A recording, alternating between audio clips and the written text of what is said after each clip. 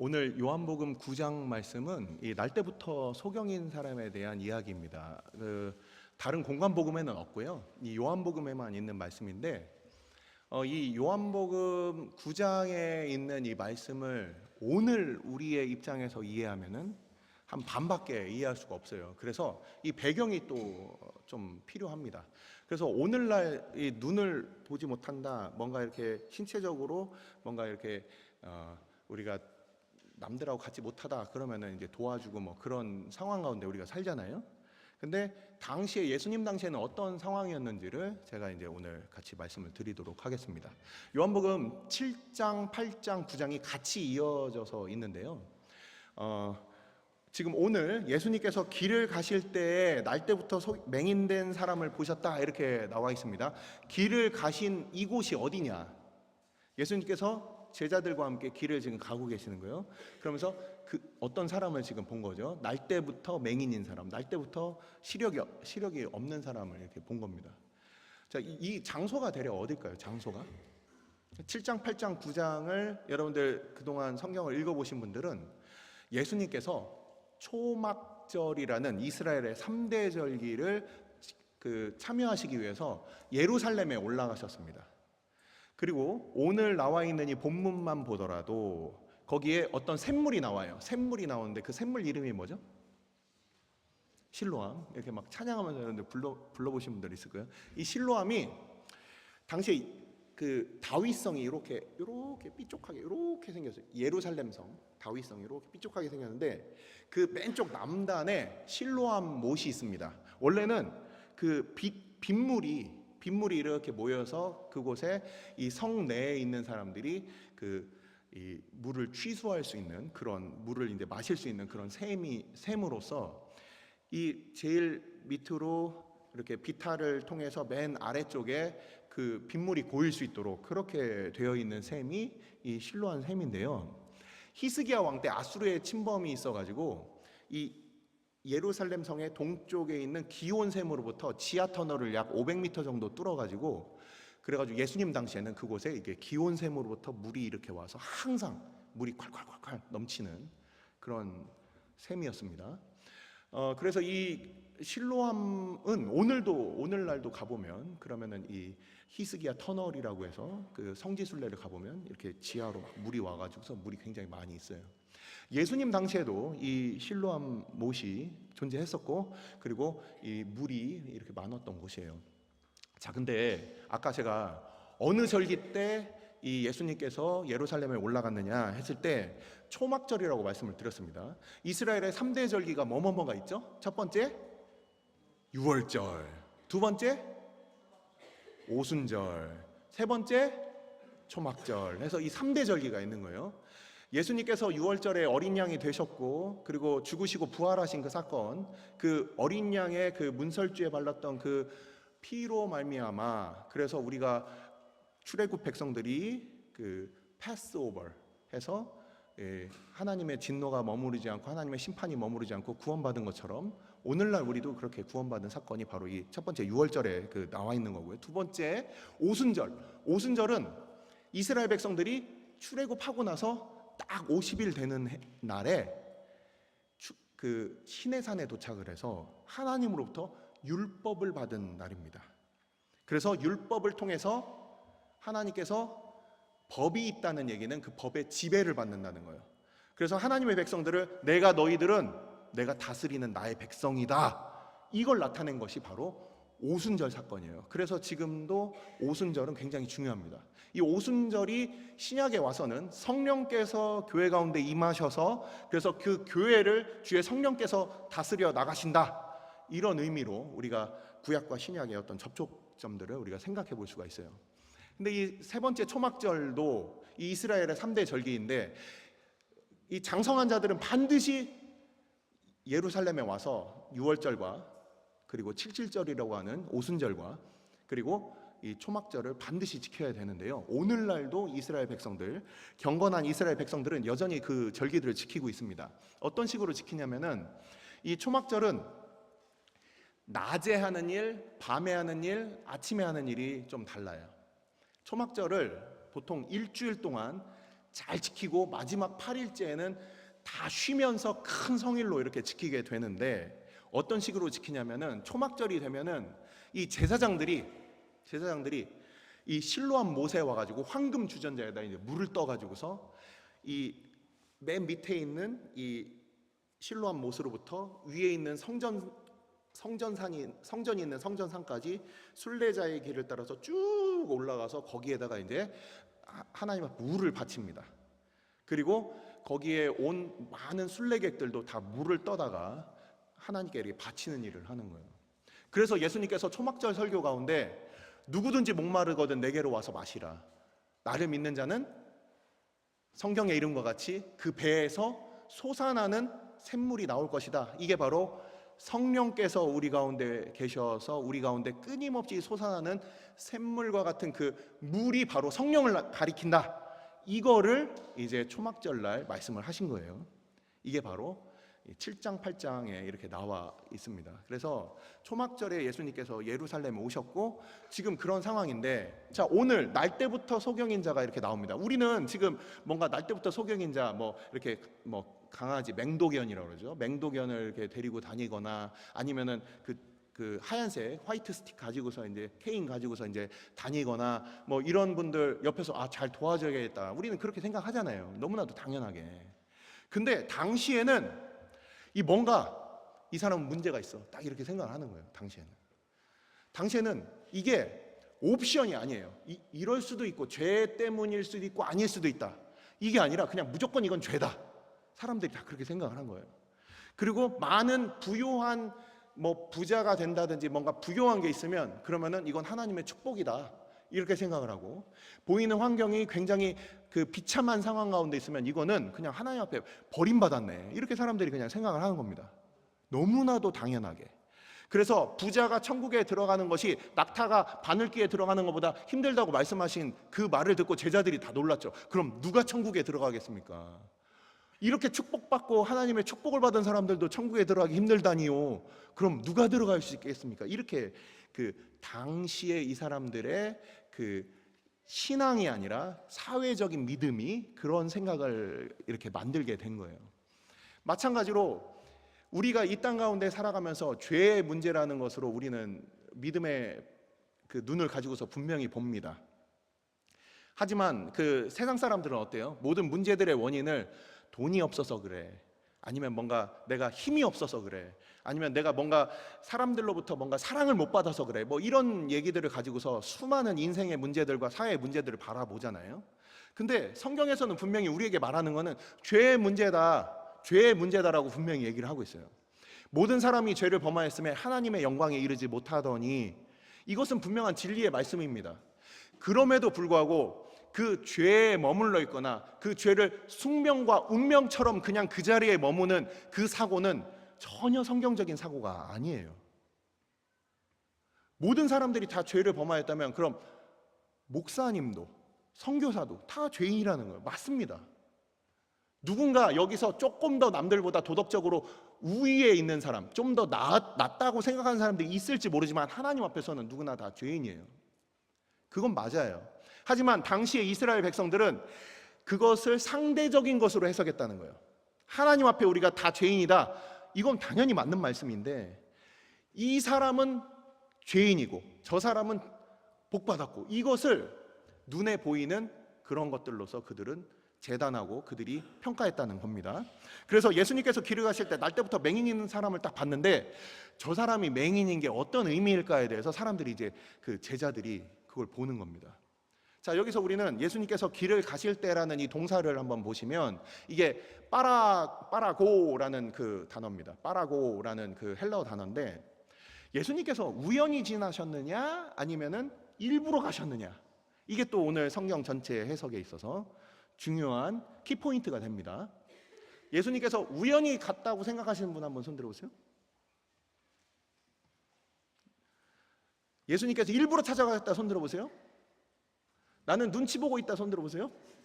네. 정직한 분들, 네, 훌륭합니다. 네. 예수님께서 이 사람에 대해서 우리는 그냥 한글 성경을 보면은 그냥 가셨나 보다 생각하는데 이 헬라어 단어가 사용된 다른 용례들, 유세지들을 보면은 예수님께서 레위라고 불렸던 그 마태를, 이 세리 마태를 부르시려고 가실 때도 지나가실 때라고 하면서 이 단어를 사용하고 있어요. 예수님께서 그냥 지나가다가 아무나 걸려라, 그냥 한 놈만 걸려라 하고서 그냥 제자를 삼으신 게 아니라는 거예요.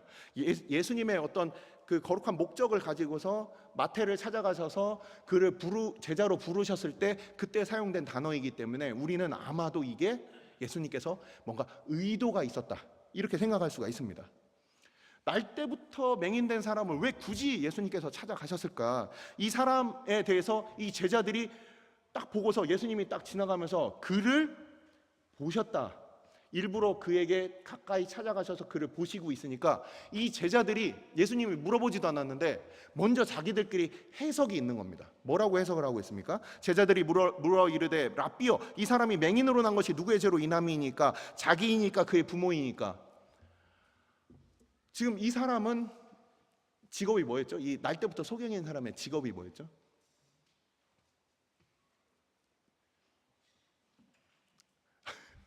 너무 겸손하지 않아도 괜찮아요. 너무 겸손하시다. 이 사람의 직업이 뭐였죠?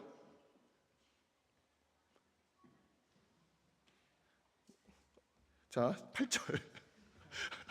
여러분들 가지고 계신 성경 한번 봐주세요. 8절. 자, 이웃 사람들과 전에 그가 거린이었던 것을 보았던 사람들이 이르되 그는 앉아서 구걸하던 자가 아니냐. 이게 그냥 그지예요, 그지. 우리가 얘기할 때 그지. 욕하는 것처럼 생각할까봐 얘기 안 할 수도 있는데 아무튼 거린입니다. 거지예요. 직업이 거지예요. 직업이 거지야. 왜냐하면 당시에는, 오늘날은 이렇게 뭐 한국에서는 눈 안 보이는 분들이 이제 맹인 마사지사도 하시고 뭐 이런 일들 하지만 당시에는 그냥 아무것도 할 수 없어요. 그냥 비참한 가운데 있는 거예요. 아무것도 할 수 없고 그냥 태어나서 할 수 있는 게 눈이 안 보이는데 무슨 일을 하겠어요. 그러니까 사람들 잘 다니는 곳에 앉아가지고 사람들 왔다 갔다 할 때 소리 들리면은 한 분 줍쇼 하고서 이제 얘기를 하는 거죠.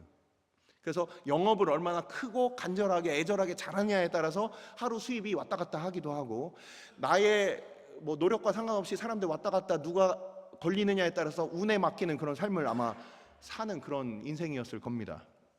자, 뭐 우리가 당장 지금 현대 사회에서 눈이 안 보이는 사람들이 얼마나 비참한지 알지만 다시 그 초막절로 돌아가서 모든 백성들은 다 하나님 앞에 반드시 나아가서 예배해야만 하는 날이에요. 근데 이 뭐 그 몸에 신체적으로 문제가 있는 사람, 뭐 절름발이 또는 뭐 그 맹인 또는 뭐 그 중풍병자는 자기가 가고 싶어도 못 가겠죠. 못 가고, 그리고 뭐 나병 환자 이런 사람들은 이스라엘 백성들한테 가까이 다가오면 돌에 맞습니다. 이 부정한 것들이 어디를 우리 이렇게 하나님 앞에 거룩한 예배 드리는데 니네가 어디로 오냐고 하고서 그 사람들이 이렇게 그 이스라엘 진중에 못 들어오고 이제 밖에 있어야 되는 거예요. 그런 상황이라는 거예요. 이 사람이 단지 그냥 눈이 안 보이는 상황이 아니라 지금 초막절 동안에 아침에 제사장이 물을 길러서 그렇게 가고 사람들도 함께 하나님 앞에 물을 길러서 하나님께 바치고 그 성전에 이렇게 들어가서 하나님을 예배하는 그 날이고, 밤에는 사람들이 그 메노라라고 하는 그 7가지가 있는 그 유대인 그 이렇게 그 이 촛대가 있어요. 그 등잔대, 그거를 밤새 불 켜놓고 올라이트를 하는 거예요. 밤에 올라이트를 하면서 그 사람들이 해방케 하신 하나님을 기뻐하면서, 출애굽하셔서 이제는 하나님의 백성으로 해방케 하신 하나님을 기뻐하면서 이들이 그 이스라엘 그 제사장의 뜰로부터 여인의 뜰로 내려오면서 그 계단이 총 15계단인데 15계단을 한 걸음씩 탁 내려오면서 한 걸음씩 이렇게 내려오면서 그들이 시편 120편부터 134편까지를 15편을 그 부르면서 그들이 하나님을 즐거워하고 그 앞에서 막 춤을 추는 그런 즐거운 축제 같은 날이 바로 이 초막절입니다. 근데 눈이 보입니까? 눈도 안 보일 뿐만 아니라 어둠 속에 있는 거죠. 그래서 이 밤에 나오는 이 초막절의 행사는 어둠 가운데 빛의 축제입니다. 빛 가운데 사람들이 다 춤추고 막 노래하면서 하나님의 구원을 기뻐하는 그 날이 초막절인데, 이 사람은 날 때부터 그 어둠 가운데서 그 공동체에 들어오지도 못하고 그냥 뭐 나 인생은 원래 이런 거 하고서 그냥 있는 거예요. 그 맹인이 더듬더듬 갈 수도 없을 뿐더러, 맹인이 오면 지금 이 사람들의 그 생각은 어땠냐? 이 우리 9장에 있어서, 여러분들 가지고 계신 성경에 있어서 34절을 한번 보십시오. 그들이 대답하여 이르되, 바리새인들이 대답하는 겁니다. 내가 온전히 죄 가운데 나서 우리를 가르치느냐 하고 이에 쫓아내어 보내니라. 그냥 사람들은 맹인을 보면 무조건 이놈은 그냥 죄인이야. 뭐 타협에 뭐 토론에 그런 기회조차 주지 않고 그냥 넌 죄인, 그렇게 생각하는 사람들이었단 말이에요. 그러니까 이 죄인이 감히 하나님 앞에 이렇게 나올 수 없는 그런 초막절 가운데서 철저히 소외되어 있었던 사람인 겁니다. 하나님 앞에 나아가지도 못하고, 하나님 앞에 예배하지도 못하고, 그 빛을 보지도 못하고, 함께 찬양하며 춤추고 같이 찬양할 그 기회를, 그 성전 안에 들어갈 그 자격조차 없는 그런 사람이었다는 거예요. 그리고 이제 초막절의 맨 마지막 날에는 이제 성전의 동쪽에 서서 모든 사람들이 해를 등지고 그 성전을 향하여서, 우리 조상들은, 다른 이방 사람들은 해를 향하여 그렇게 제사했지만 우리는 하나님만을 예배합니다, 이러면서 이제 끝나는 게 바로 초막절의 행사였어요. 초막절의 그 지키는 그런 일이었습니다. 그런 초막절 가운데 이 날 때부터 소경인 사람은 자기들의 이스라엘 공동체에 들어가지도 못하고, 그리고 그 하나님 앞에 죄인들을 용서하신, 해방하신 그 찬양도 못하고 같이 춤도 못 추고 이런 상태였다는 겁니다. 그런 상황 가운데서 많은 사람들이 죄인이다, 죄인이다, 넌 죄인이다, 이렇게 그냥 아예 낙인을 찍혀버린 거예요, 태어날 때부터. 자, 그런 상황 가운데 이 제자들이 이제 물어보는 거예요. 제자들이, 그래도 좀 더 배운 제자들이라고, 랍비여, 이 사람이 맹인으로 난 것이 누구의 죄로 인함이니까? 자기 때문입니까? 그의 부모 때문입니까? 이렇게 물어보는 겁니다. 여러분들 그 뒤에서 누군가가 수근수근하는 얘기들 혹시 들어봤습니까? 내가 이제 어쩌다가 다른 사람 통해서 나한테 수근수근하는 소리 듣는 거 굉장히 그게 상처가 되고 기분이 나쁠 수가 있어요. 내 얘기하는 것도 힘든데 내 부모 얘기를 한다? 이건 더 힘들죠. 그리고 또 이거를 그냥 내 앞에서는 괜찮은 척하고 뭐 내가 어쩌다 들은 것도 상처가 되는데, 여기서 아예 대놓고 그 사람 앞에서 이 제자들이 백분 토론하고 있는 거예요. 뭐가 맞냐 이러고서 자기들끼리 막 하면서, 야, 저 사람 죄 때문이야, 아니야 부모 때문이야, 이러면서 막 서로 막 하다가 이제 좋다고 이제 막 예수님한테, 랍비여, 뭐가 맞습니까? 당시에 그 사람들의 그 생각을 넘어설 수가 없이 그들은 결론을 내리면서 분명히 죄로, 그냥 죄 때문이다, 그냥 죄는 죄인이야, 그냥 딱 제껴놓고, 그러고서 뭐가 원인입니까 하고서 어떤 그런 자기들끼리 어떤 이런 지혜 노름을 하고 있는 거죠. 놀고 있는 거예요. 자, 그랬는데, 자, 여기서는 이제 성경을 보시면 안 됩니다. 성경을 보시면 안 되고, 우리 뒤에 계신 분들도 성경을 보시면 안 되고, 예수님께서 하신 대답이 무엇이었습니까? 예수님께서 하신 대답은 뭐였어요? 잠깐 이렇게 치팅하지 말고, 뭡니까? 예수님께서 하신 대답을 이렇게 생각하시는 분들이, 제가 이 말씀들을 전하다 보면은 종종 이렇게 대답하시는 분들이 있어요. 하나님의 영광을 위해서입니다. 그런 생각하신 분 한번 손 들어보세요. 지금 성경을 읽었는데 조금 헷갈리면서 지금 생각하시는 분, 그거는 요한복음 11장을 보시면, 요한복음 11장에서 나사로가 죽게 되었을 때, 마르다와 마리아의 그 오라비인 나사로가 죽게 되었을 때, 그때 이 예수님 왜 안 가십니까? 이 병은 죽을 병이 아니다, 하나님의 영광을 드러내는 것이다. 이게 거기에 대한 대답이에요. 자, 오늘 여러분들 가지고 계신 성경 한번 보십시오. 3절을 한번 보십시오. 뭐라고 예수님께서 대답하고 계신지 한번 보십시오. 예수께서 대답하시되 이 사람이나 그 부모의 죄로 인한 것이 아니라 그에게서 하나님이 하시는 일을 나타내고자 하심이라. 때가 아직 낮음에 나를 보내신 이의 일을 우리가 하여야 하리라. 밤이 오리니 그때는 아무도 일할 수 없느니라. 내가 세상에 있는 동안에는 세상의 빛이로라. 아니 분명히 이거 1번입니까? 2번입니까? 물어봤더니 이상한 주관식 대답을 하고 계시는 거예요. 우리의 삶에 있어서 수많은 질문들이 있습니다. 이게 왜 이렇게 일어났을까? 도대체 뭘까? 우리가 이미 어느 정도 대충 얼추 답을 다 정해놓고 주님 이겁니까 저겁니까 하고 물어보는 경우들이 있죠. 이게 나로부터 왔을 수도 있고 다른 사람들의 어떤 가치로부터 이미 우리의 인생에 있어서 일어나는 어떤 일들이 이미 다 평가받고 그리고 나도 누군가를 평가합니다. 여기서 누군가 내 뒤에서 내 그 호박씨를 깠어. 전문 용어 호박씨를 깠어. 그래서 기분이 나빠. 그럼 한번 물어보겠습니다. 여러분들 중에서 진짜 나 단 한 번도 호박씨 안 까고 살았다 있어요? 있어요? 쟤는 그래 이런 거 있잖아요. 우리 가운데 누구나 다 그런 이야기로 평가를 내리고 누군가 또 그런 이야기 때문에 나도 상처를 받아요. 그래서 네가 내 얘기했어? 그럼 나도 더 할 거야. 막 이러면서 막 그 싸움이 점점 커지죠. 이렇게 하나님께서 도대체 어떤 인생이냐, 우리의 인생에 대해서 주님께서 말씀하시기 전에 우리가 이미 다 평가를 내리고 또는 타인에 대해서 나 자신에 대해서도 이미 평가를 다 내리고서 그렇게 살아가고 있어요. 자, 이 제자들이 이 날 때부터 소경인 사람에 대해서 이렇게 얘기를 하는 것을 그 예수님께 물어보신 바로 예수님께 물어봤지만 예수님께서 그 대답을 제자들의 답과 전혀 다른 뭐라고 하십니까? 이 사람이나 그 부모의 죄로 인한 것이 아니다. 아니다. 그 죄에 딱 머물러서 그냥 제자들은 아무 도움도 못 줘요. 그들의 삶을 그 날 때부터 소경인 사람의 삶을 책임져 주지도 못해요. 근데도 그들은 열심히 얘기를 하는 거예요. 그냥 가십거리를 찾는 거예요. 아무 얘기도 못하면서 그냥 도움도 못 주고 그럼 그 사람에 대해서 뭔가 살 길을 베풀어 줄 건지 아니면 그 사람을 뭔가 낫게 해줄 건지 아무것도 없어요. 그냥 말만 무성한 거예요. 그러나 우리 주님께서는 아까 처음 시간에 말씀드렸습니다. 이 사람에게 찾아오신 의도가 있었다는 겁니다.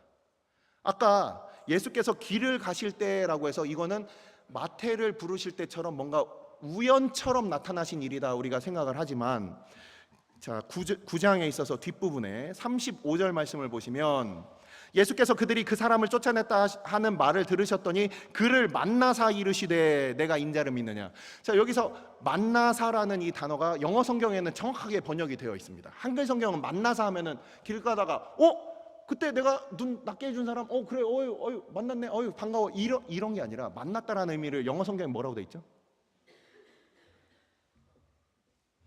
found him 그를 발견해냈다. 일부러 찾아오셨다는 의미거든요. 그의 날 때부터 소경인 그 인생에 대해서 우리 주님께서는 어떤 거룩한 목적이 있었다는 거예요. 자 그러면서 뭐 뒤에 엄청 기니까 다 얘기하지 말고 크게 네 가지 오늘 9장에서는 네 가지 토론이 이루어집니다. 네 가지 토론. 자 첫 번째 토론이 바로 이 사람이 날 때부터 보지 못하는 것이 부모의 죄 때문이냐 이 사람 자체의 죄 때문이냐 이 첫 번째 토론이 있었어요. 그러고서 이제 두 번째 토론이 일어납니다. 우리가 잘 알듯이 예수님께서 바로 그 사람에게 이 말씀을 하시고 제자들이 알 수 없는 어떤 내가 빛이라고 그러고 낮이 있고 나중에 밤이 오고 그때 일할 수 없고 이런 알 수 없는 얘기를 하신 다음에 그 사람에게 이제 진흙에 이제 침을 묻혀서 그 사람 눈에 발라주고 그리고 실로암에 가서 씻으라. 자, 그 사람 여러분들이 만일 날 때부터 소경인 사람이라면 여러분들 어떻게 하시겠습니까? 여러분들 어떻게 하실 거예요? 저는 날 때부터 소경이 확실합니다. 저는 절대 변하지 않습니다. 저는 예수님이 저에게 있어서 이렇게 친절을 베푸시려고 하는 건 알겠지만 괜찮습니다. 예수님 저는 이렇게 살겠습니다. 하시겠습니까? 아니면 어디서 더럽게 침을 에이 하면서 막 그냥 옷으로 닦고 말겠습니까? 지금 이 날 때부터 소경인 사람에 대해서 예수님께서는 그냥 이렇게 보내시는 거예요. 보내심을 받아서 실로암이라는 이름 자체가 보내심을 받았다. 이게 이제 미션 보내심을 받았다. 선교사, 뭐 그런 미셔너리 그런 뜻이 되는 거예요. 보내심을 받은 인생으로 그가 그냥 가서 실로암에 가서 이제 씻었어요. 씻었다는 의미 자체가 무엇이냐? 만일 예수님의 그 말씀에 대한 믿음이 없었다면 그냥 가서 씻어라. 왜 그럴까? 궁금증 플러스 믿음 반신반의? 그래도 그 겨자씨만한 믿음이라도 없었으면 아이 됐어요 아마 이랬겠지.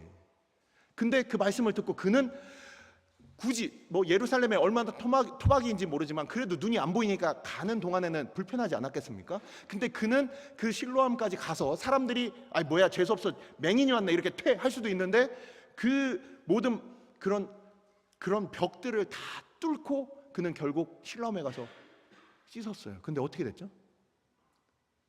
눈이 밝아졌습니다. 눈이 밝아져서 돌아온 거예요. 이게 무슨 일이야? 이게 무슨 일? 나의 인생에 무슨 일이냐고. 이 사람에 대해서 이 부모가 하는 말을 우리가 생각해 보면 뭐라고 돼 있습니까? 이 사람이 이미 장성하였다. 그러니까 최소 20살 이상 된 거예요. 여러분들 나이 이상 된 거예요. 여러분들이 그 지금까지 살아오면서 여러분들 인생에 있어서도 그 굴곡이 있지 않습니까? 뭐 어렸을 때는 막 그냥 다 좋고 뭐 먹고 게임하고 놀면은 좋지만 어느 순간부터 인생의 굴곡을 우리가 알게 되잖아요. 뭐 그 사춘기를 지나면서 나는 얘보다 1cm만 더 컸으면 좋겠는데 뭐 이런 거 막 고민하고 나는 저 사람보다 왜 점수가 이거 조금 모자라갖고 이렇게 내가 이렇게 힘들게 뺑뺑이를 돌고 사냐. 뭐 아픈 사람, 편찮은 사람, 더 어려운 사람들 같으면은 그 수많은 인생의 그 질문들이 분명히 있을 겁니다. 도대체 이게 왜 일어났을까? 내가 원해서도 아니고 내가 태어날 때 내가 키가 내가 뭐 예약하고 태어난 것도 아니고 뭐 내가 할 수 없는 일들 있잖아요. 그런 수많은 질문들이 우리의 삶 가운데 있어요. 그래서 그게 수많은 사람들이 뒤에서 얘기하고 우리 부모님 얘기하고 뭐 내 얘기하고 뭐 이러면서 수많은 그런 얘기들을 듣다 보면은 도대체 어느 순간부터 그게 무뎌지고요. 그리고 그냥 이렇게 돼버리는 거예요. 뭐 어쩔 이렇게 되는 거예요. 이런 인생 가운데서 굳이 주님께서 그를 찾아오셔서 이 사람들 가운데서 또 이제 이 사람이 눈이 떠지고서 이제 오니까 또 수많은 또 질문들이 나오는 겁니다. 두 번째 이제 토론입니다. 두 번째 토론. 뭐가 있었습니까? 사람들 가운데서 저 사람 얘 날 때부터 소경인 걔 같은데. 아니야, 비슷한 사람이야. 그 사람 맞잖아. 구걸하던 사람 걔. 지금 우리 여기 토박이 얘 지금 어렸을 때 얘가 한 10살 때부터인가 와갖고서 지금 구걸하고 지금 청년 다 됐는데 청년 이상 됐는데 최소 지금 10년 이상한 이 구걸인을 모르냐? 전문 구걸인인데 몰라 보냐? 그래가지고 서로 맞다 아니다 이렇게 토론이 일어난 거예요. 그래서 그 사람한테 이제 물어보죠. 너 진짜 그 사람 맞냐? 그랬더니 제가 그 사람입니다. 자, 여기서부터 이제 사람들은 이 놀라운 사건을 보면서 어떤 질문을 던지게 됩니다. 이 세상 수많은 사람들이 항상 하는 질문들이에요. 어떤 기적들을 보고 뭔가 변화를 봤을 때마다 많은 사람들이 다 하는 말이에요. 우리도 그런 말을 합니다. 어떻게? How? 어떻게 네가 눈 떴냐? 이거 얘기하는 거예요. 어떻게? 그래서 살 빠졌네. 어떻게 뺐어? 시험 합격했어. 어떻게 공부했어? 우리 대부분 그런 노하우를 우리가 보통 이제 궁금해하는 거예요. 어떻게 된 거예요? 어떻게? 그래서 이 주변에 있던 사람들도 어떻게 했냐? 그리고 후에 바리새인들에게 그렇게 가서 신문을 당할 때에도 바리새인들이 물어보죠. 어떻게? 항상 그걸 물어봐요. 어떻게? 이 날 때부터 소경인 사람은 이제 자기가 아까 눈을 못 뜨고 있을 때 뭔가 웅성웅성 막 뭔가 발소리가 들리고 그러고서 뭐 웅성웅성 하면서 쟤 날 때부터 뭐 소경이래 뭐 하면서 내 얘기하고 그 부모의 죄일까 아니면 저 사람 죄일까 하면서 내 얘기하고 있고 눈이 안 보이는 상태에서 지금 막 그러고 있는 거예요. 쑥덕 그러면서 그 모였던 사람들 가운데서 또 어떤 얘기들이 있었습니까? 예수님 뭐 그러고 랍비요 막 이러면서 막 얘기를 하다가 그분이 나한테 와가지고서 실로암에 가서 눈을 씻어라 이 얘기를 한 거예요. 그랬더니 이 사람이 그걸 기억하고 있는 거죠.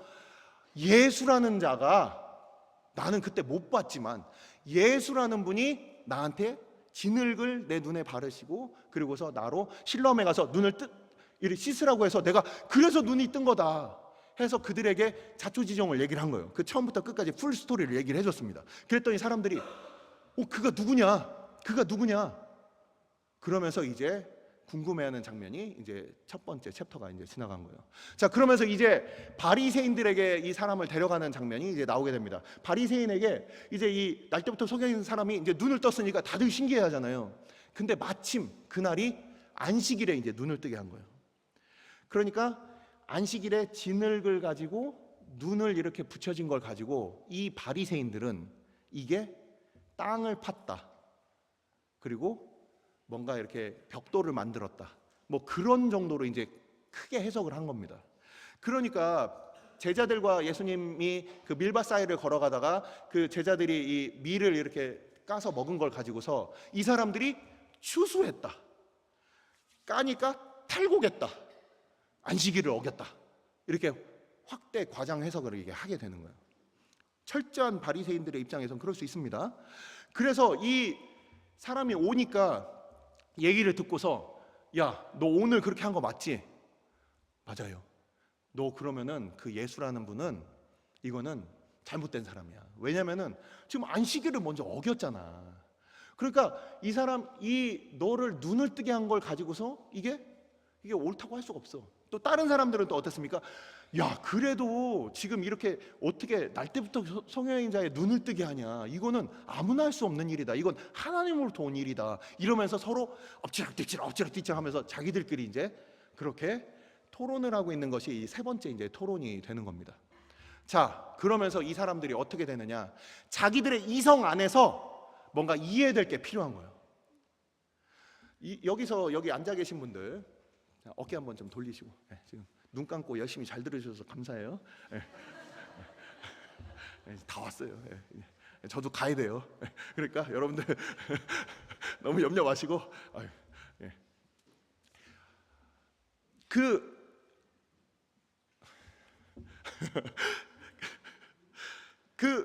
날 때부터 소경인 자가 이제 눈을 뜬 것을 보고서 이제 서로 막 이렇게 있다 보니까 이 사람들이 이 바리새인들이 우리도 이 믿음이 없는 때에는 그래요. 우리 주변에 믿음이 없는 분들 우리가 안타까이 여기면서 볼 때 이분들 보면은 안 믿을 거리를 찾아요.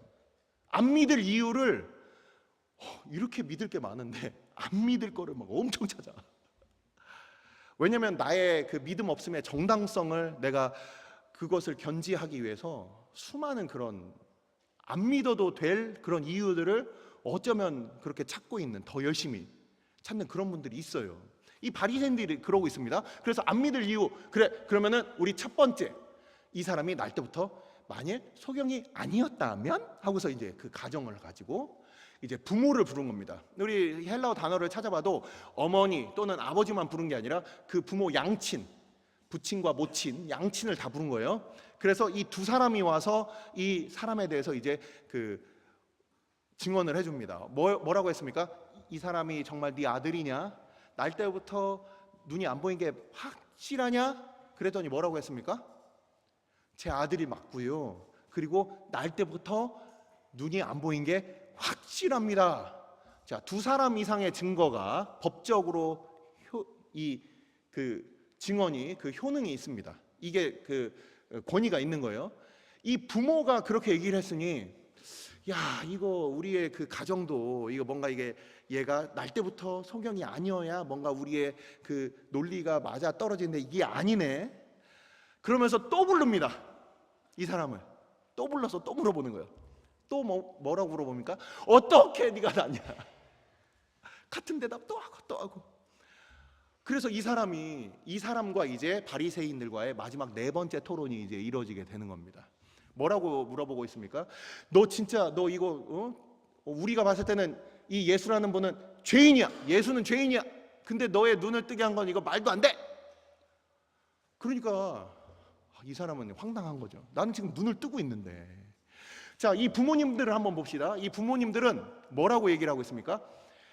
네 아들이 그 눈 어떻게 뜨게 된 거야? 그랬더니 그 사람이 장성했으니 내 아들이 장성했으니 그를 불러서 물어보십시오. 왜 그렇게 대답을 했을까요? 예수를 주님이라 그리스도라고 얘기를 하면은 출교당하는 거예요. 출교당하는 걸 어떻게 표현을 하면은 설명이 잘 될까 제가 고민했어요. 지금 우리 뉴질랜드 사회에서 갑자기 학생 비자나 취업 비자가 끊기고요. 그리고 여기 영주권도 안 나온 상태예요.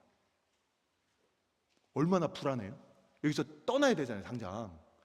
그런 거예요. 이 출교당한다는 것, 유대교로부터 출교를 당한다는 것은 왜 이 바리새인들이 그렇게 얘기를 했냐? 여러분들이 나중에 성경을 읽어보십시오. 7장에 보면 7장에 예수님의 그 초막절 설교를 듣고 이 바리새인과 서기관들이 예수를 잡아 죽여야 되겠다. 이 미움이 커지니까, 그러니까 이 예수님에 대해서 예수님을 그리스도라고 하면은 이제 그 사람들은 우리 유대교에서 이제 따시키자 이렇게 되는 거예요. 자, 그런 상황에서 이 부모들은 이 자녀에 대해서 본인이 그 바리새인들 앞에서 강하게 얘기를 못해요. 아무리 자기가 사랑하는 아들이라도. 왜 그랬을까?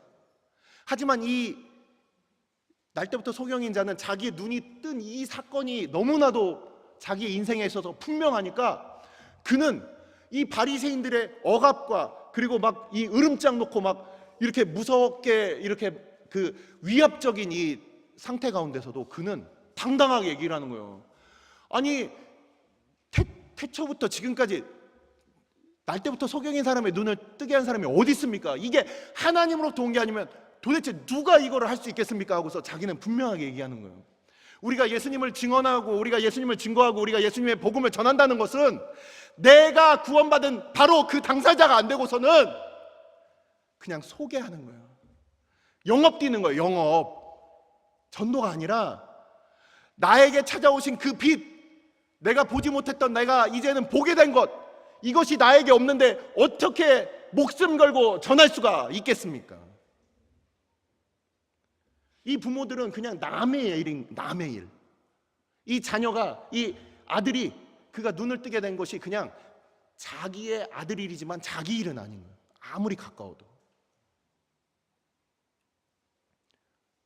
이 날 때부터 소경인 사람은 자기에게 일어난 일이 이게 바로 자기에게 분명히 일어난 하나님, 지금 당장 보고 있는 이 사실에 그는 그 예수에 대해서 그는 하나님께서 그를 보내셨다. 이 33절이었습니다. 이 사람이 하나님으로부터 오지 아니하였으면 아무 일도 할 수 없으리이다. 유대교로부터 출교당해도 괜찮아. 그 출교당하는 것보다 내가 빛을 보게 된 것이 더 크다. 그는 분명히 알고 그것을 이렇게 전하고 있었습니다. 자, 이제 마지막 부분을 보고서 마칠게요. 35절부터 41절까지 이제 이 사람을 아까 말씀드린 대로 예수님께서 다시 찾아오신 거예요. 예수님께서 다시 찾아오셨어요. 수많은 사람들이 예수님 앞에 해답을 요구합니다. 주님, 내가 지금 눈이 안 보이니까 눈 뜨게 해주세요. 뭐 이런 그 상황 파악조차도 안 되는 분들, 지금 뭐 이 날 때부터 소경인 사람도 그냥 가만히 있었는데 예수님께서 찾아오셔서 그에게 눈을 뜨게 하셨잖아요. 보통 우리는 예수님께 구하는 게 우리 수준으로 구해요. 우리 수준으로. 뭐 취직이 안 됐으면 취직이 되게 해주세요. 결혼을 못했으면 애인부터 생기게 해주세요. 뭐 내가 뭐 어디가 불편하면 그거 낫게 해주세요. 우리가 보통 그 수준으로 얘기를 하잖아요. 예수님께서 이 날 때부터 소경인 사람을 찾아오셔서 그에게 하신 일은 육체적인 눈이 분명히 보였죠. 지금 떴어요, 그렇죠? 근데 그 이상이었다는 거예요. 자, 예수님께서 찾아오셔서 35절에 예수께서 그들이 그 사람을 쫓아냈다 하는 말을 들으셨더니 그를 찾아 만나사 이르시되 내가 인자를 믿느냐. 여러분들 가지고 계신 성경에 있어서 그 각주 부분을 한번 보십시오. 그럼 뭐라고 돼 있습니까? 어떤 사본에는 뭐라고 돼 있죠? 하나님의 아들을 믿느냐, 인자를 믿느냐. 우리 인자에 대해서는 수련회 때 오신 분들은 들었죠? 다니엘서 7장에 있는 바로 그 하나님으로부터 모든 권세, 옛적부터 계신 이로부터 모든 권세를 받은 바로 그 인자, like a son of man, 바로 the son of man이신 바로 우리 주님, 그리고 바로 그 주님이 옛적부터 계신 이로부터 모든 걸 받았기 때문에 하나님의 아들 그리스도다. 바로 그 얘기가 이 안에 숨겨져 있는 겁니다. 내가 인자를 믿느냐, 하나님의 아들을 믿느냐. 단지 예수님께서 그를 찾아오신 것이 그냥 눈 보이게 하려는 것을 넘는다. 뭔가를 넘는다. 그에게 바로 믿음을 주시기 위하여 그가 이렇게 오신 겁니다. 대답하여 이르되 주여 그가 누구시오니까 내가 믿고자 하나이다. 예수께서 이르시되 내가 그를 보았거니와 지금 너와 말하는 자가 그이니라. 너무나도 밝히 그 앞에서 자기를 나타내 보이십니다. 자, 날 때부터 소경인 자는 아무것도 못 봤어요. 어렸을 때부터 아무것도 못 보고 다 손으로 만지고 그냥 듣는 게 그의 세상의 전부였습니다. 근데 예수님께서 그를 찾아오셔서 그로 보게 하시니까 그가 보는 것이 와, 세상이 이렇구나. 이걸 보게 된 거예요. 자기가 상상할 수도 없었던 그 색깔, 그 뭔가 그 빛의 그 눈부심, 이런 것들은 소경일 때는 감히 생각도 못했던 그런 일들이었죠. 그런 것들을 주님께서 주실 뿐만 아니라 더 나아가서 하나님의 영광을 아는 그 빛으로 주님께서는 그 인생 가운데 보여주시는 겁니다. 그래서 어둠 가운데 있던 자들을 그 빛 가운데로 인도하시는 그 빛 대신 주님이 이 땅 가운데 어떠한 일을 하시는지를 그 날 때부터 소경인 사람의 그 인생을 통하여서 그것을 이 세상 가운데 보여주고 계시는 거예요. 우리 같이 한번 찾아볼게요. 자, 이제부터는 이제 집에 갈 때 됐으니까 이제 일어나서 같이 찾아봅시다.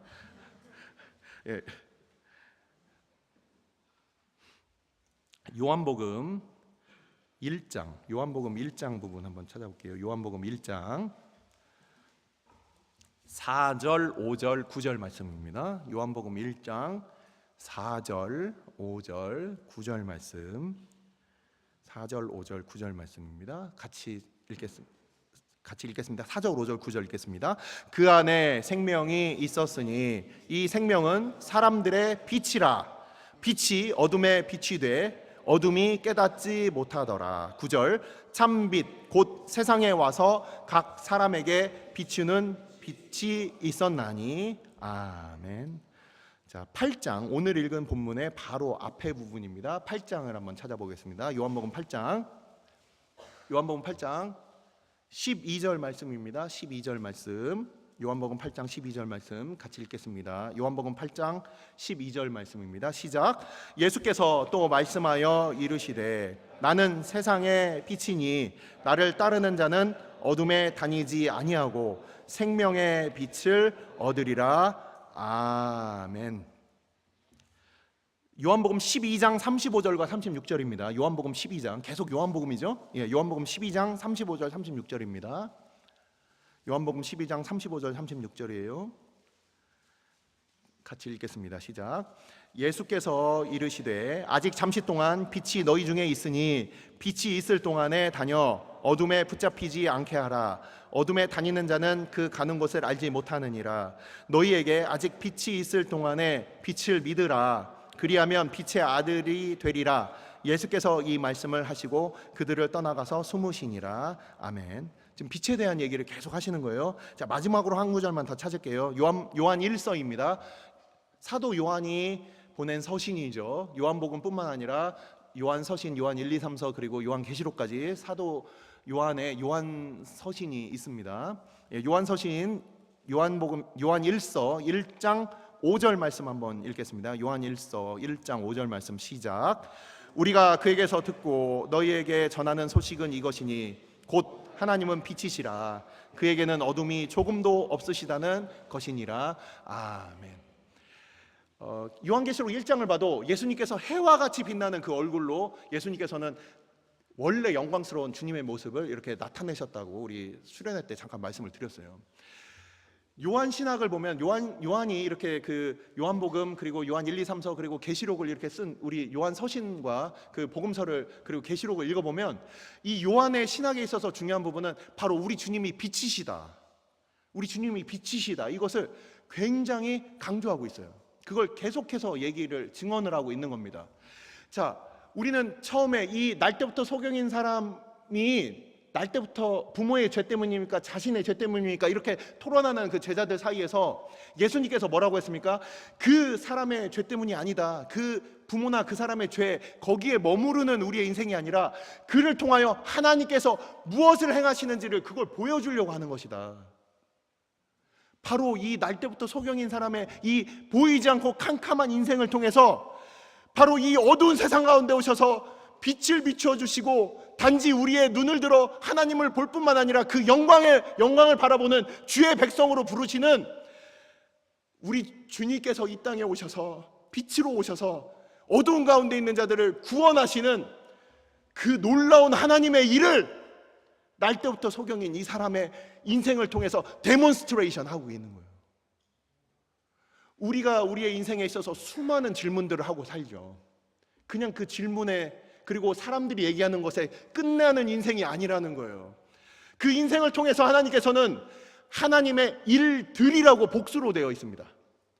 우리의 삶, 우리가 아무것도 누가 봐도 그냥 아무 의미도 없는 그런 삶 같지만 주님께서 우리의 그런 삶들, 때로는 어려움과 풍파와 환난과 고난 가운데 있더라도 주님께서는 그 일들 통해서 하나님께서 자기의 백성들을 얼마나 돌보시고 사랑하시는지를 그것들을 보여주시는 거예요.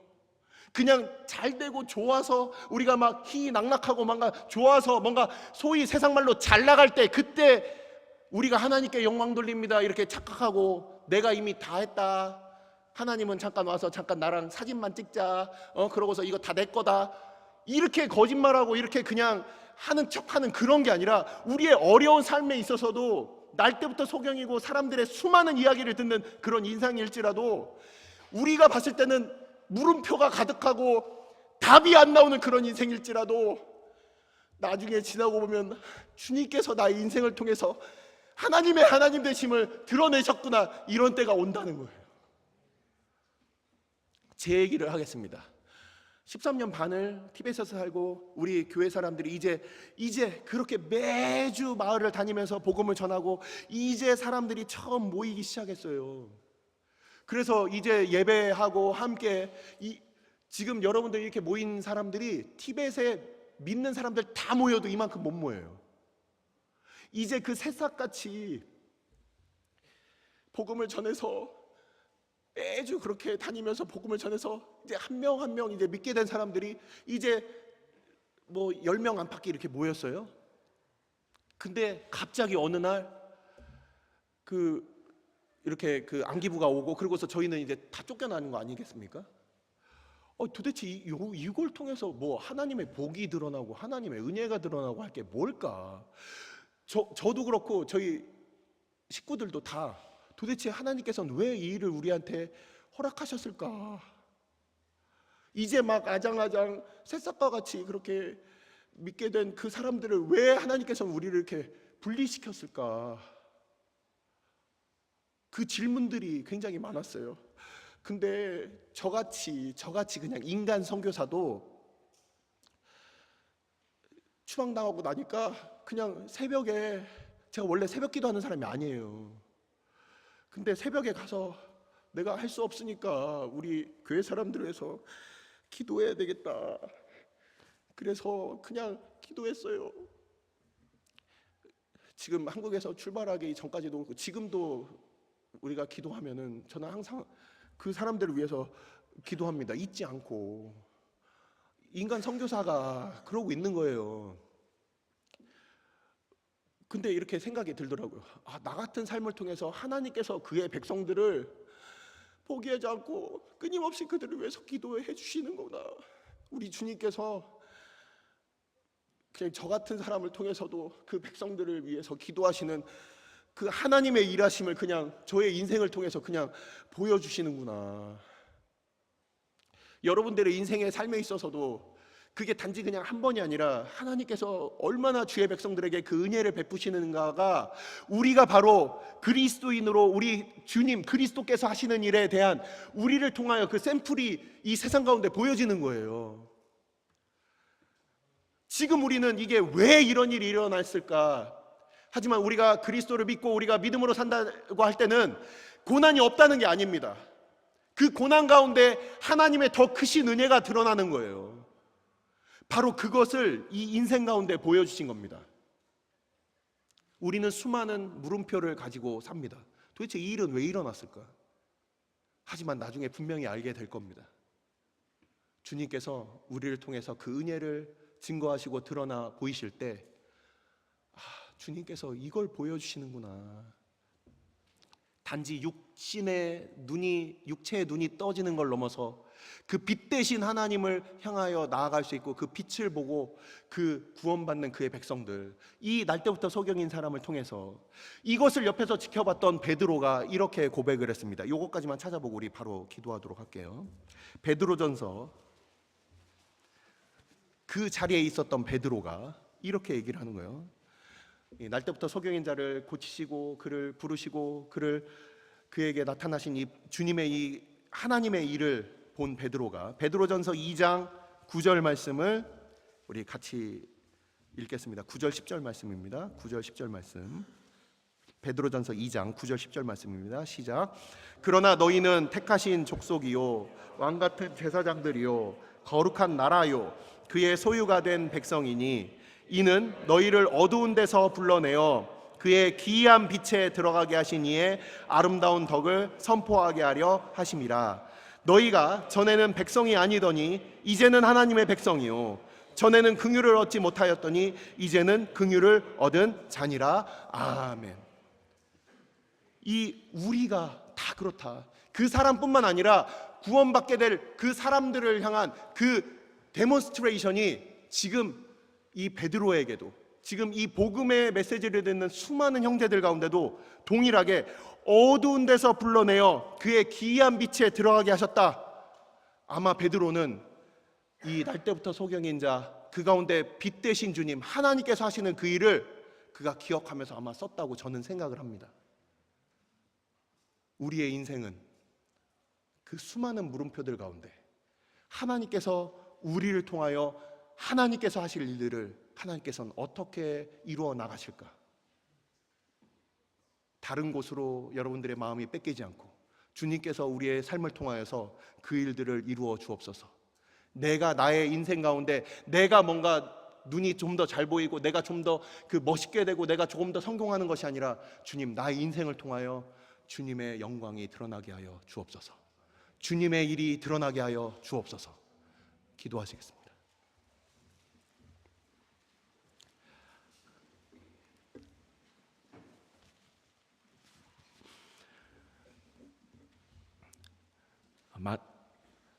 아버지, 많은 사람들이 자신의 환경과 내가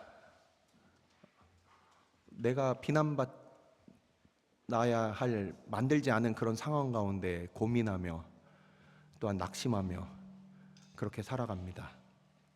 하지만 주님께서 한 사람의 인생을 아무도 감히 그 인생에